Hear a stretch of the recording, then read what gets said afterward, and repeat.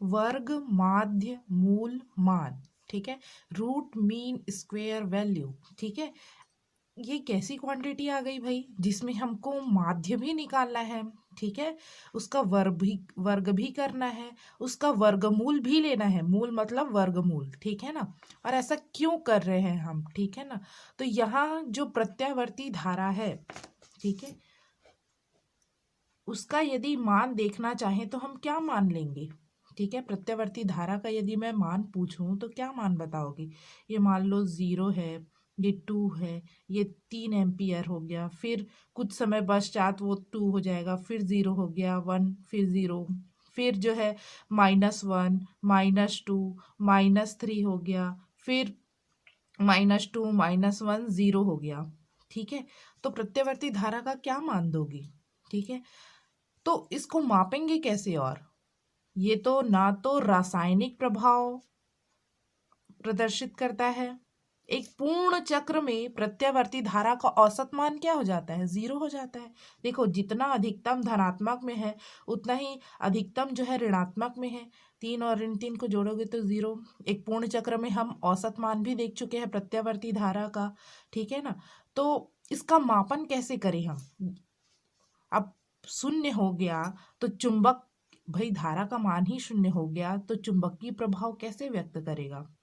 तो प्रत्यावर्ती धारा जो है ना तो रासायनिक प्रभाव प्रदर्शित करती है और ना ही चुंबकीय प्रभाव अभिव्यक्त करती है। तो इसको मापन कैसे करें। भाई दिष्ट धारा का मापन तो उसके चुंबकीय प्रभाव के आधार पर कर लेते हैं। उसको चुंबकीय धारामापी में देखें ना, विक्षेप होता है धारा प्रवाहित करने से, कुंडली में चुंबकीय प्रभाव अभिव्यक्त किया तो उससे उसका मापन कर लिए। परंतु प्रत्यावर्ती धारा का मापन कैसे करें। तो प्रत्यावर्ती धारा रासायनिक, ना तो रासायनिक ना ही चुंबकीय प्रभाव, ऊष्मीय प्रभाव अभिव्यक्त करती है, ठीक है। ऊष्मा क्षय होने की दर जो है उसका सूत्र होता है I²R। भाई अब इसमें धनात्मक मान लो 3 तो भी कितना आएगा, 9 आएगा, 3 का स्क्वायर जी, ठीक है। उसका ऋणात्मक मान लो -3 तो उसका भी वर्ग हो जाएगा तो वो भी 9 होगा, ठीक है ना। तो प्रत्यावर्ती धारा जो है ऊष्मीय प्रभाव अभिव्यक्त करती है। तो ऊष्मीय प्रभाव के आधार पर जो है प्रत्यावर्ती धारा का मापन किया जाता है। तो यहाँ किसका उपयोग हुआ है, I² का। किसका उपयोग हुआ है, I² का। तो हम क्या करते हैं, I² का माध्य निकालते हैं, ठीक है ना। एक्चुअल में निकालना चाहिए हमको I का माध्य, क्या निकालना चाहिए, I का माध्य, परंतु यहाँ हम निकालेंगे I² का माध्य। आई का माध्य निकाल के देख चुके हैं, माध्य मतलब औसत ना, ठीक है। आई का औसत तो क्या होता है, एक पूर्ण चक्र में 0 हो जाता है, इसलिए हम क्या करेंगे, I² का माध्य निकालेंगे। किसका माध्य निकालेंगे, I² का माध्य। अब यहाँ होना चाहिए था I, तो क्या करेंगे, वर्ग को हटाने के लिए उसका वर्गमूल भी कर देंगे, ठीक है। तो इसीलिए हमको कौन सी क्वांटिटी की आवश्यकता हुई, प्रत्यावर्ती धारा में वर्ग माध्य मूल। जब प्रत्यावर्ती धारा का वर्ग करके माध्य निकालेंगे और लास्ट में उसका क्या ले लेंगे, वर्गमूल ले लेंगे, तो माध्य तो आ ही जाएगा, ठीक है ना। वर्ग को हटाने के लिए क्या ले लेंगे, वर्गमूल ले लेंगे। तो इसलिए प्रत्यावर्ती धारा में हम कौन से वैल्यू का जो है यूज करते हैं, रूट मीन स्क्वायर वैल्यू, ठीक है। यहाँ देखते हैं हम, किसी चालक तार में विद्युत धारा प्रवाहित करने पर उसमें उत्पन्न ऊष्मा धारा के वर्ग के अनुक्रमानुपाती होती है, ठीक है। यहाँ लिखा भी हुआ है, धारा के वर्ग के अनुक्रमानुपाती होती है उत्पन्न ऊष्मा, ठीक है, पावर, ऊष्मा क्षय होने की दर। प्रत्यावर्ती धारा के आधे चक्र में धनात्मक और आधे चक्र में ऋणात्मक होती है, किंतु इसका वर्ग तो सदैव धनात्मक आएगा, ये हम लोगों ने देख ही चुका है। चाहे 3 लो चाहे ऋण 3 लो, उसका वर्ग क्या आएगा, 9 ही आएगा, धनात्मक ही आएगा। अतः प्रत्यावर्ती धारा ऊष्मीय प्रभाव उत्पन्न करती है। यही कारण है कि प्रत्यावर्ती धारा को सदैव ऊष्मीय प्रभाव के आधार पर मापा जाता है। प्रत्यावर्ती धारा का वर्ग माध्य मूल मान कैसे निकालेंगे, एक पूर्ण चक्र में, ठीक है ना। इसको IRMS से डिनोट करते हैं, रूट मीन स्क्वायर, ठीक है। एक पूर्ण चक्र पर कैसे निकालेंगे, तो I² का माध्य निकालेंगे, लास्ट में उसका वर्गमूल कर देंगे, क्या करेंगे, आई स्क्वायर का माध्य निकालेंगे और लास्ट में उसका वर्गमूल कर देंगे। इसे आरएमएस से प्रदर्शित करते हैं। ठीक है, बहुत ही आसान है और समझ में आया कि क्यों लेते हैं, क्योंकि एक पूर्ण चक्र में क्या हो जाता है, प्रत्यावर्ती धारा शून्य हो जाता है। ठीक है ना। प्रत्यावर्ती धारा के वर्ग, माध्य, मूल मान और शिखर मान में संबंध, ये इंपॉर्टेंट है, ध्यान से समझेंगे इसको। Relation between RMS value and peak value of AC. तो माना कि किसी क्षण टी पर प्रत्यावर्ती धारा को निम्न समीकरण द्वारा व्यक्त किया जाता है, I is equal to I zero sine omega T. ठीक है ना। यदि प्रत्यावर्ती धारा का वर्ग, माध्य, मूल मान आई आर एम एस हो तो, ठीक है, क्या करेंगे, आई आर एम एस का स्क्वायर, मैंने क्या कहा था, पहले धारा का वर्ग कीजिए और उसका माध्य निकालते हैं। ठीक है ना। तो आई आर एम एस का स्क्वायर कर देंगे is equal to I R M S मतलब आई। ठीक है, तो आई आर एम एस का स्क्वायर, यहाँ हम माध्य भी निकालेंगे, इसका क्या निकालेंगे, माध्य भी निकालेंगे। तो ये कैसे निकालेंगे, तो इंटीग्रेशन 0 से टी, समाकलन मतलब क्या समझते हैं, समाकलन मतलब योग, कहाँ से कहाँ तक, एक पूर्ण चक्र में जितने भी मान हैं, आवर्तकाल टी है ना, टी समय में एक चक्र पूरा कर रहा है, कितने समय में, टी समय में एक चक्र पूर्ण कर रहा है। तो हम क्या देखेंगे, कितने समय में, 0 से टी समय में उसके कितने मान है सबका योग। तो भाई उसको जोड़ना, एक एक मान निकालना संभव नहीं है, तो हमने क्या कर दिया, 0 से टी तक किसको समाकलन कर दिया, आई स्क्वायर को, और डिवाइड कर दिया जितना समय अंतराल में हम देख रहे हैं, तो माध्य निकल आएगा। किसका माध्य निकाल रहे हैं, आई स्क्वायर का। ठीक है ना। तो इंटीग्रेशन इसलिए हमने क्या किया, 0 से टी तक I square upon I, sorry, I square D T upon T. ठीक है, तो इज इक्वल टू पूर्ण टोटल समय अंतराल कितना है बटे कुल समय अंतराल, तो टी है भाई। ठीक है, 1/t बाहर आ जाएगा, इंटीग्रेशन 0 से टी तक। ठीक है, आई जीरो साइन ओमेगा टी का होल स्क्वायर, आई का मान क्या है, आई जीरो साइन ओमेगा टी। ध्यान देंगे, आई आर एम एस का होल स्क्वायर कैसे निकालेंगे हम, तो भाई आर एम एस माध्य निकालना है ना, तो वर्ग का माध्य निकालेंगे हम। ठीक है, क्यों निकाल रहे हैं पता है ना सभी को, क्योंकि प्रत्यावर्ती धारा जो है ऊष्मीय प्रभाव अभिव्यक्त करती है। ठीक है, तो यहाँ मैंने रख दिया आई की वैल्यू आई जीरो साइन ओमेगा टी। ध्यान से समझेंगे समाकलन को, बहुत इंपॉर्टेंट है। तो ये हो जाएगा आई जीरो का स्क्वायर, ये कांस्टेंट वैल्यू है, बाहर आ जाएगा, आई साइन स्क्वायर ओमेगा टी हो जाएगा ये। ठीक है ना, डी टी दोनों का वर्ग हो जाएगा ना। तो यहाँ ओमेगा टी, टी के सापेक्ष समाकलन करना है ना, तो इसीलिए इसका बस होगा साइन स्क्वायर ओमेगा टी का तो नहीं पता हमको समाकलन, तो इसको चेंज करना पड़ेगा। कैसे चेंज करेंगे, ध्यान दीजिए। तो कॉस 2 थीटा का जो सूत्र होता है 1 माइनस साइन स्क्वायर थीटा होता है। ठीक है, यहाँ से साइन स्क्वायर थीटा की वैल्यू निकाल सकते हैं, बिल्कुल निकाल सकते हैं भाई। तो हमने क्या किया, 2 साइन थीटा को इधर पक्षांतर किया, कॉस 2 थीटा को इधर पक्षांतर किया, तो 1 माइनस कॉस 2 थीटा हो गया। ठीक है, और sine square theta, 2 sine square theta, और 2 को मैंने क्या लग कर दिया, डिवाइड में ला दिया, मल्टीप्लाई में था, तो साइन स्क्वायर थीटा की वैल्यू आ गई। ठीक है, तो थीटा की जगह हम क्या रखेंगे, ओमेगा टी, क्योंकि ओमेगा टी के पदों में है, तो यहाँ मान रख देते हैं। ठीक है, और टी इज इक्वल टू क्या रखेंगे, 2 पाई/ओमेगा, ये तो हमको फॉर्मूला है भाई, पता है। तो इंटीग्रेशन हो जाएगा आई जीरो अपॉन टी की वैल्यू पुट कीजिए, 2 पाई/ओमेगा, ओमेगा ऊपर चला गया, इंटीग्रेशन 0 से 2 पाई/ओमेगा, टी की जगह 2 पाई/ओमेगा रख दिए, 1/2 हो गया, 1 माइनस कॉस 2 थीटा की जगह omega T, 2 as it is omega T. ठीक है, थीटा की जगह डी टी। अब क्या करेंगे, समाकलन करेंगे, तो 1/2 बाहर आ जाएगा, तो 2 दूनी 4 हो गया, ओमेगा अपॉन 4 पाई आई जीरो का स्क्वायर। ठीक है, एक का समाकलन होगा टी, क्योंकि इंटीग्रेशन डी एक्स बराबर क्या होता है, एक्स होता है, कुछ नहीं है तो एक है, एक का समाकलन एक्स होता है, तो यहाँ एक का समाकलन टी हो गया, क्योंकि डी टी है, यहाँ पर डी एक्स रहता है तो एक्स रहता है। ठीक, अब हम जानते हैं इंटीग्रेशन कॉस थीटा का क्या होता है, या कॉस एक्स डी एक्स का, इसका होता है साइन एक्स। क्या होता है, साइन एक्स। परंतु यदि मैंने कर दिया इंटीग्रेशन कॉस 2x का, ठीक है, तो ये हो जाता है साइन 2x, 2 जुड़ गया ना, और डिवाइडेड बाई 2। जो भी x के सामने कोफिशिएंट है वो डिवाइड में आ जाता है, तो यहाँ क्या होगा, t के सामने जो कोफिशिएंट है वो सामने आ जाएंगे, ठीक है। तो यहाँ t के सामने कोफिशिएंट क्या है, 2 ओमेगा, तो 2 ओमेगा जो है नीचे आ जाएगा, ठीक है ना। जो भी कोफिशिएंट जैसे x के सापेक्ष कर रहे हैं समाकलन, तो उसके सामने जो कोफिशिएंट है वो डिवाइड में आ जाता है ना, भाग में। तो यहाँ dt के सापेक्ष कर रहे हैं तो t के सामने जो कोफिशिएंट है 2 ओमेगा वो नीचे आ जाता है, ठीक है।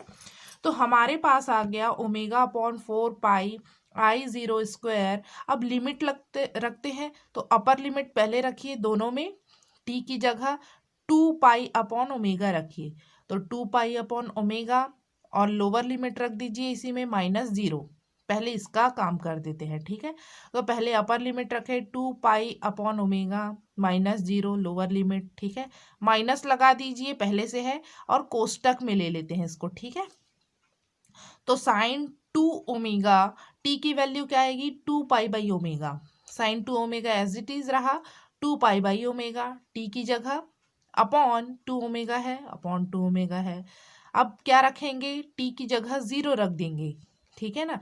तो साइन 0 की वैल्यू क्या होती है, साइन 0 होता है 0, ठीक। 0 हो गया, इसलिए मैंने डायरेक्ट 0 रख दिया है, ठीक है।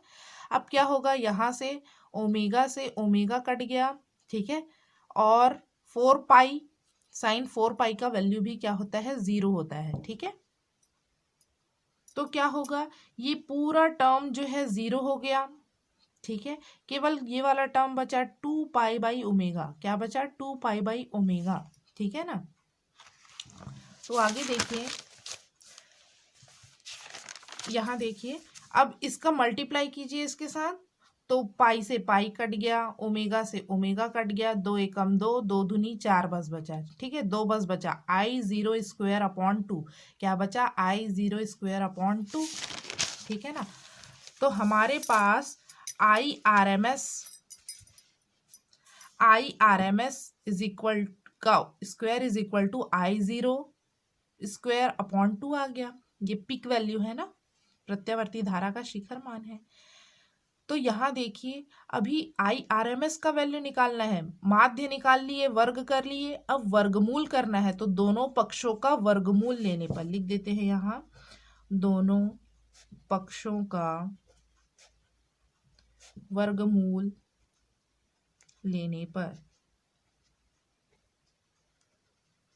तो दोनों पक्षों का वर्गमूल लीजिए तो कितना आएगा, वर्ग हट जाएगा, IRMS I0 हो जाएगा ये, और ये √2 हो जाएगा, ठीक है। और IRMS इज इक्वल टू कितना आएगा, 0.707 अपॉन इंटू I0, 1/√2 की जो वैल्यू निकाल लिए, ठीक है।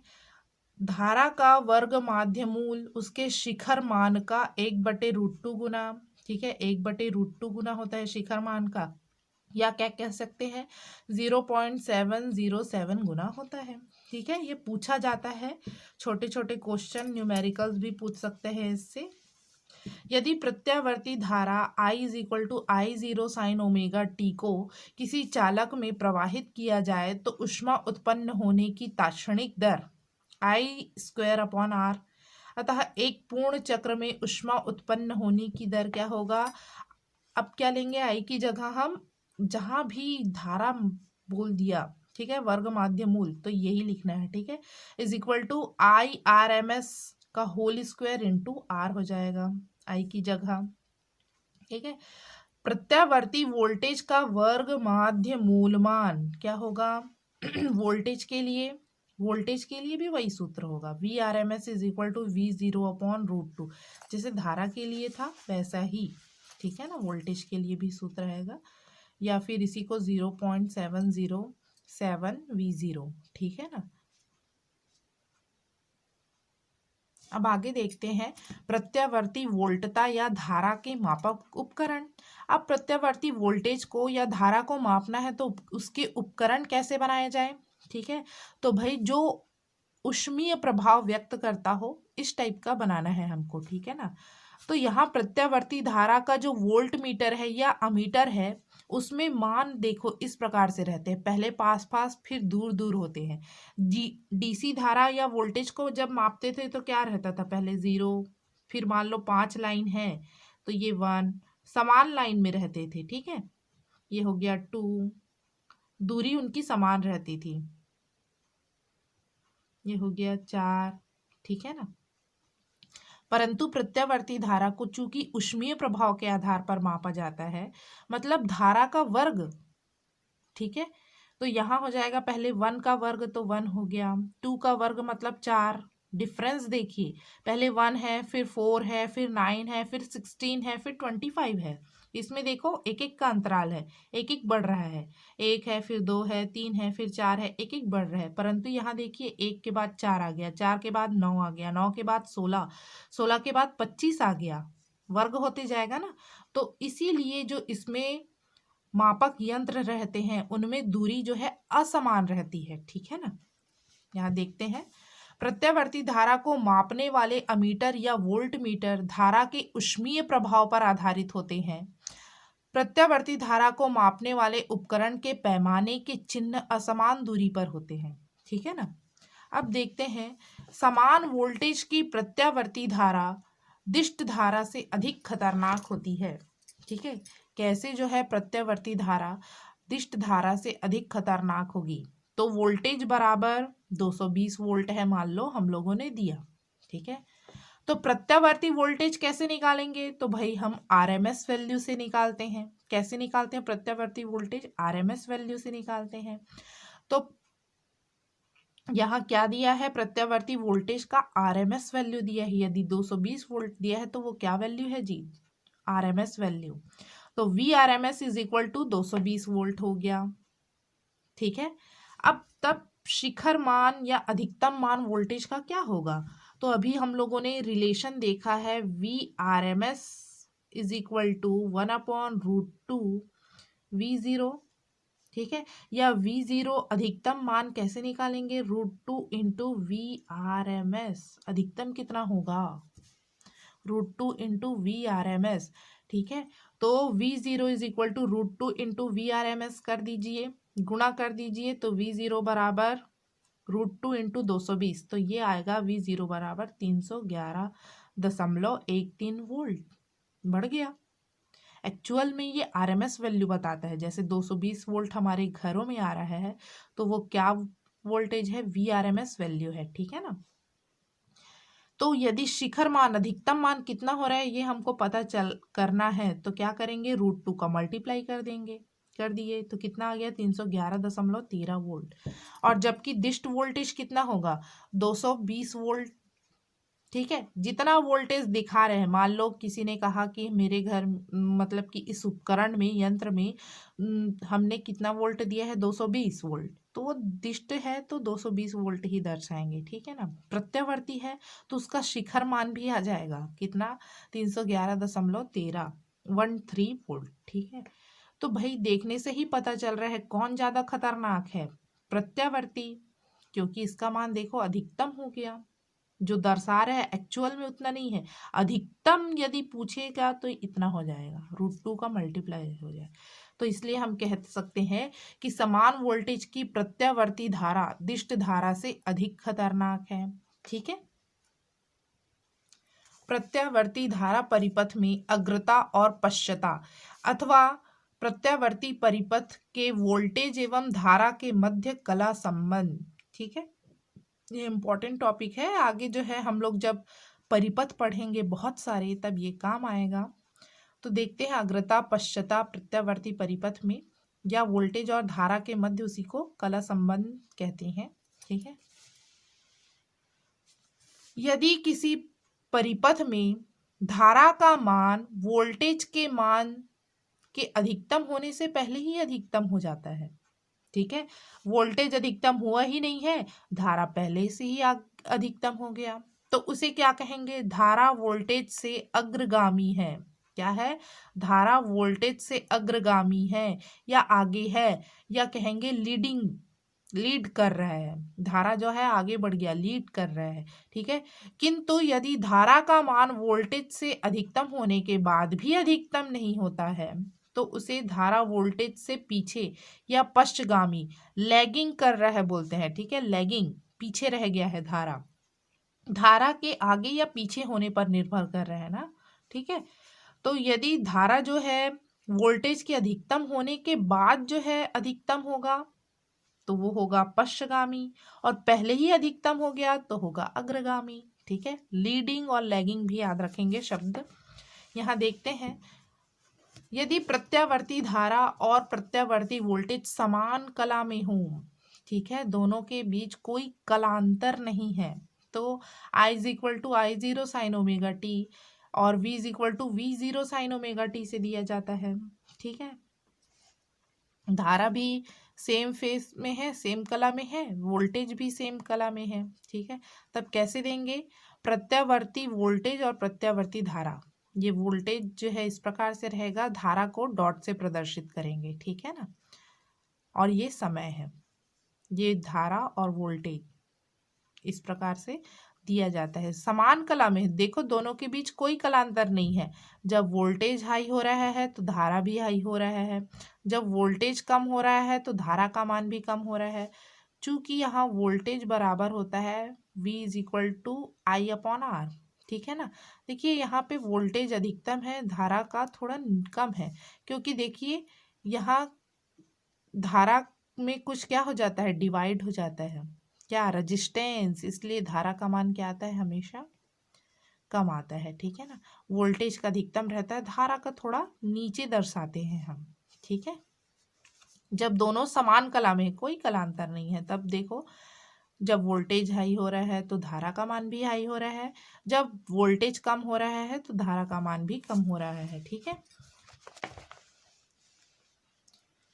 यदि प्रत्यावर्ती धारा प्रत्यावर्ती वोल्टेज से आगे है, अग्रगामी है, लीडिंग है, लीड कर रहा है, तो उनके मध्य कलांतर फाई हो, तो अब कलांतर आ गया, तब कैसे दर्शाएंगे इसको, तो I is equal to I zero sine omega T plus five, omega T ना होके क्या हो जाएगा, ओमेगा टी प्लस फाइव, और V इज इक्वल टू क्या होगा, V zero sine omega T होगा। ऐसा दर्शा सकते हैं या इस प्रकार से भी दर्शा सकते हैं, I is equal to I zero sine omega T को एज इट इज रहने दिए, और इससे क्या है, आगे चल रहे हैं ना ये, और ये पीछे, तो इसमें फाई माइनस हो जाएगा, वोल्टेज में पीछे चल रहा है फाई अंश से। ठीक है, फाई अंश से वो क्या कर रहा है, पीछे चल रहा है, तो ये हो जाएगा V zero sine omega T minus five. ठीक है, या तो धारा में जोड़ दीजिए या वोल्टेज में घटा दीजिए, इससे भी पता चल जाएगा।